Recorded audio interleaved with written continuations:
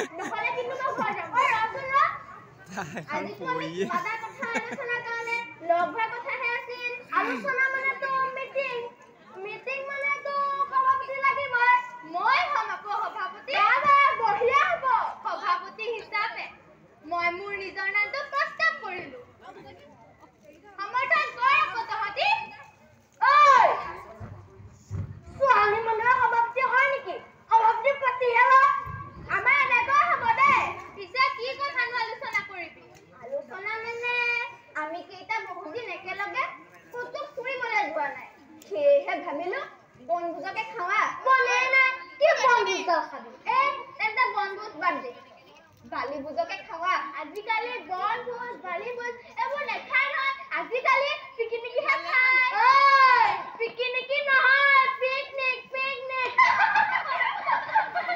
ওই বিছনা ঘাটলৈকে যাব ইমান চন নাখাও নেকি ঘোঁৰাগুৰি নজমিব ভালুকপুং পাহাৰত উঠিলে মোৰ বমিয়ে হয় মোৰে লেঠাই নপৰে তেন্তে তই ঠিক কৰ জেগা পাছত আকৌ কেঞ্চেল কৰিব নোৱাৰিবি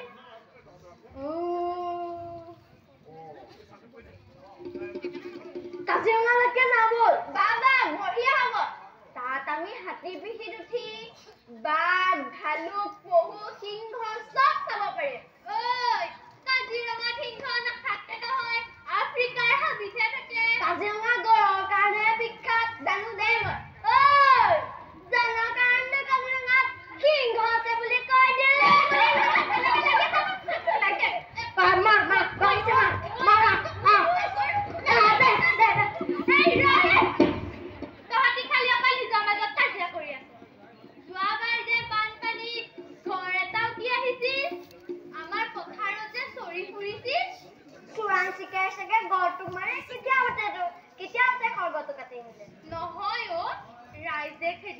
ব্ৰহ্মপুত্ৰ পাৰ কৰি দিলে কাজিৰঙা পালেগা থাকে ন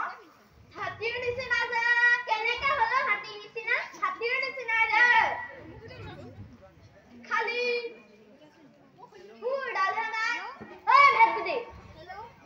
ডাঙৰ মানুহৰ মাজত সৰু কি কাম তই গৰু বিচাৰিবলি নাই কোৱা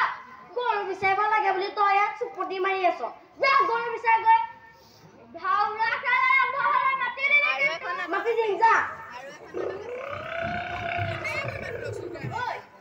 তহঁতে বানপানীত কুকুটি অহা দেখিছ তই দেখিছ আঁচুৰত উঠি অহা পহুবোৰ মানুহে আনি খা মানুহবোৰ যে বৰ নিষ্ঠুৰে বানপানীত উঠি অহা জন্তুবোৰক কিবা সহায়হে কৰিব লাগে বানপানীত চাগে পহুবোৰৰ পোৱালিবোৰ হেৰাই যায় ন মাকবোৰে বাৰু কম বেজাৰ পায়নে আৰু পোৱালিবোৰো মাকক নাপায় কম কান্দেনে ভাবিয়ে বেয়া লাগে অ জীৱ জন্তু থকা ঠাইলৈ নেযাওঁ দে ঐ শদিয়ালৈকে যাওঁ ব'ল শদিয়ানো ক'ত পালে শদিয়া তিনিচুকীয়া পালে বহুত দূৰ দেখোন তাত মানস সৰোবৰ আছে আৰু সৎফুলো আছে মানস সৰোবৰত আমি গা ধুম আৰু সৎফুলো খাম বঢ়িয়া হ'ব মা আমি শদিয়ালৈ যামে মা আমি সৎফুল খামে শদিয়ানো কি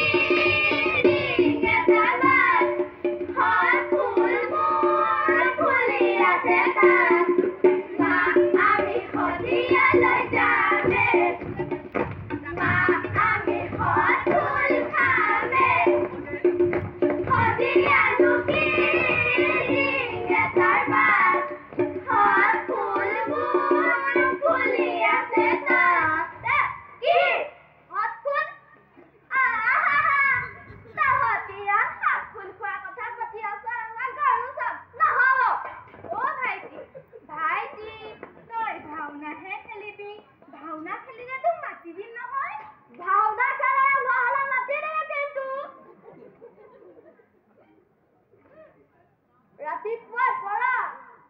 মোক লগাই খাইছো এৰাই যাব নহ'লে মাতি দিম যা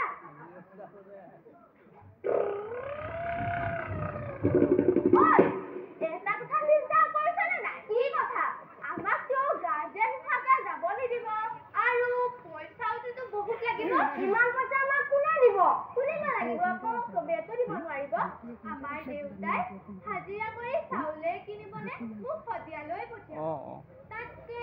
মই নাযাওঁ দে তহঁতে যা আজিলৈ সভা ভংগ মোৰো একে অৱস্থা কেতিয়াবা চাউলৰ অভাৱত স্কুলৰ খিচিৰিকণে গোটেই দিনটো কটাব লগা হয় তেন্তে আমিও নাযাওঁ তহঁতক এৰিনো আমি কেনেকে যাম আমি এটা কাম কৰোঁ চবে মিলি খানা খাৱা আমাৰ আচলতে কথা কওঁতে খানা খাৱা তাত চাহ বুলিবলৈ আছে গছ থাকিলেহে চাহ পাবি আমি এটা কাম কৰোঁ চবে গছ পুলি নি সেই নদী কাষৰ পথাৰখনতে ৰুম গছ পুলিটো ডাঙৰ হ'লে আমি তাৰ ছাঁতে বহি খানা খাব পাৰিম গছ পুলিটো ডাঙৰ হ'লে বহুত দিন লাগিব তাতকৈ আমি নৰা কাটি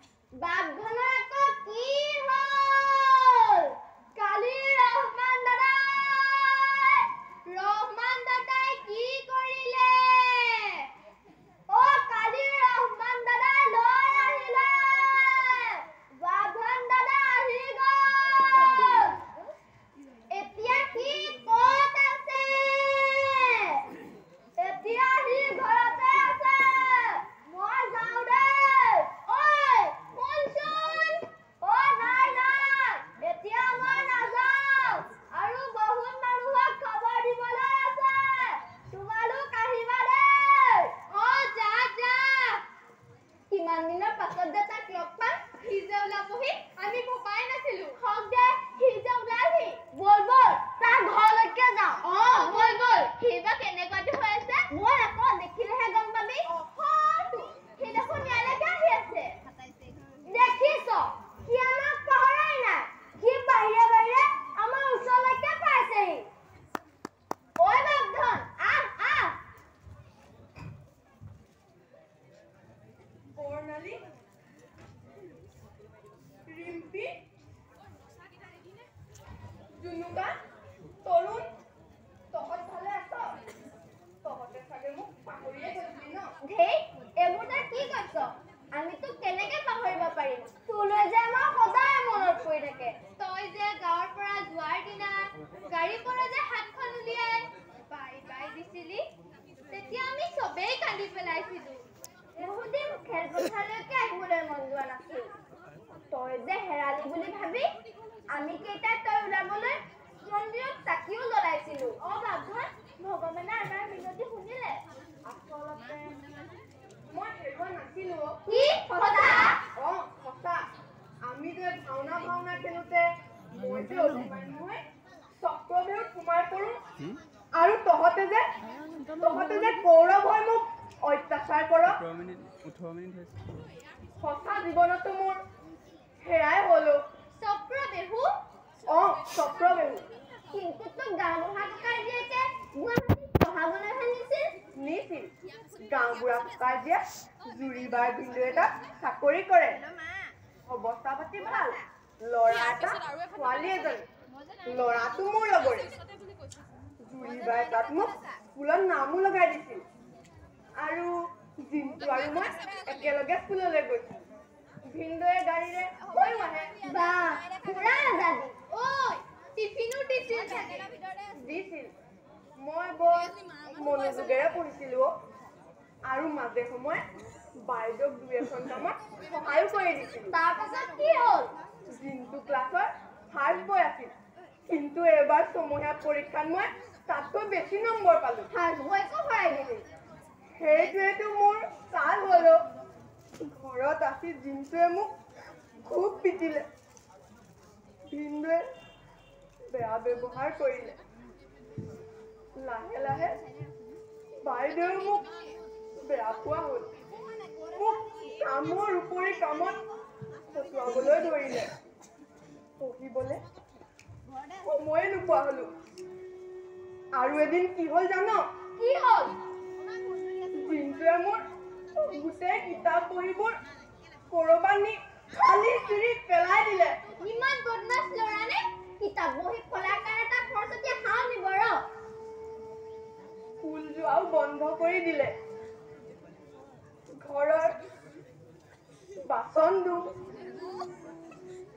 কাপোৰ ধু ঠাই আৰু তথাপি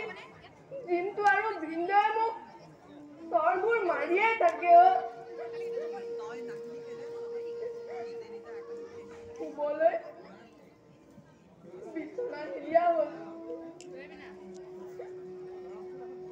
মাটিতে শুই থাকো আনকি আঁঠুৱাখনো নিদিয়ে মহৰ কামোৰত শুবও নোৱাৰো জিন্তু বোলাটো তই কিছুমান দি দিবই লাগিছিল ঘৰত মা দেউতা ভণ্টিৰ লগত একেলগে ভাত খাওঁ আৰু তাত কি কৰে জান সিহঁতে নিজে টেবুলত খায় আৰু মোক মাটিত দিয়ে বাকী ভাত তৰকাৰী খাই মোৰ পেটৰ অসুখ হ'বলৈ ধৰিলে ইমান নিৰ্দয় হলিনে এদিন কি হ'ল জান কি হ'ল জিন্তুৱে দেউতাকৰ পকেটৰ পৰা 100 টকী নোট এখন চুৰ কৰি নি মোক চুৰ সজালে আৰু সেইদিনাই ভিনদৈয়ে মোক পিটি পিটি ঘৰৰ পৰা উলিয়াই দৰ্জা বন্ধ কৰি দিলে ইমান মানুহনে উপায় নাপায় গোটেই ৰাতিটো মই ভোকে লঘোনে ফুটপাথতে কটাবলগীয়া হ'ল আৰু ট্ৰাক এখনৰ পিছফালে উঠি মই নগাঁও পালো তাতে মোক কালি এজনে থাকিবলৈ দিলে কালি ৰহমান দাদাক লগ পাই গুচি আহিলো কি কৰিবি মোৰ কপালেই বেয়াও আৰু পঢ়াও শেষ হৈ গ'ল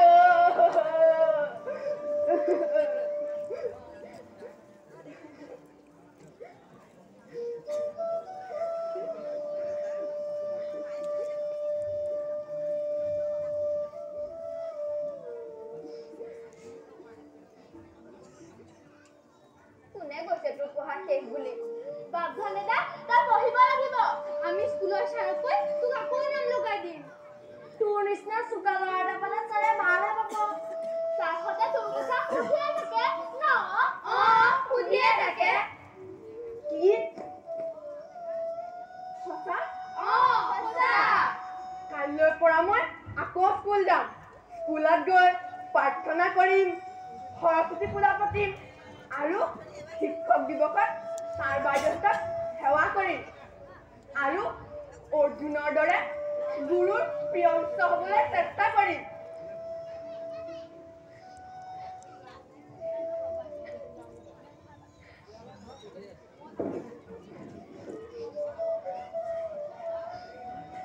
আৰে তহঁতে আকৌ কিয় কান্দি আছ এয়া চা তহঁতৰ বাপধন তহঁতৰ মাজলৈ আকৌ ঘূৰি আহিছে আমি খেলিম ভাওনা খেলিম কিন্তু মই এবাৰ অভিমান্যু ভাও নলওঁ কিয় কাৰণ এইবাৰ মোক কোনেও চক্ৰবিৰত সোমোৱাব নোৱাৰে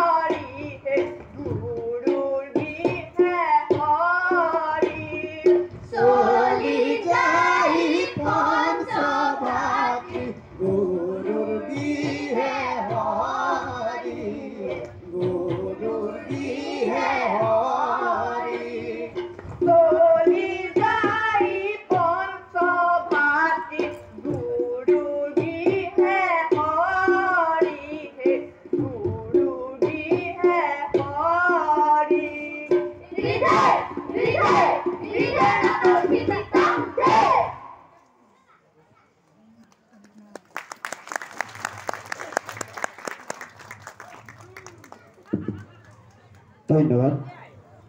এই পুথিজনক এই পুথি অন্ধ নাটকখনৰে সমাপ্তি